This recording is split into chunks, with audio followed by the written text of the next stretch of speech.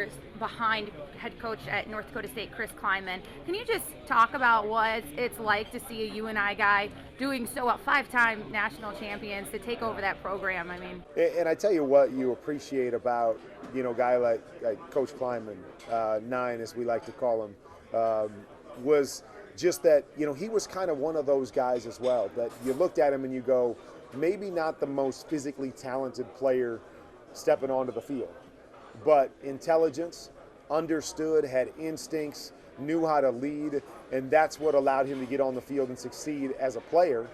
And now you see him taking over a program that's kind of looked at the same way. Well, they're not as big and talented and athletic as, the Division I schools. Yet he's using that intelligence. He's finding playmakers that were very much like him, and he's putting that together to build a program that's unlike many in the country, but obviously unlike anything at that level.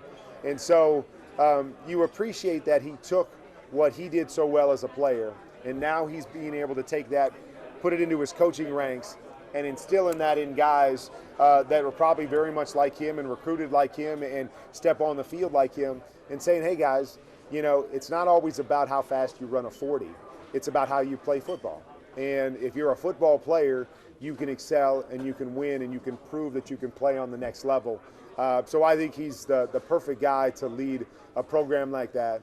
And I think, who he was as a player and a person when I played with him has just carried over to, his coaching ability, and he's done just an excellent job. I just asked why 9?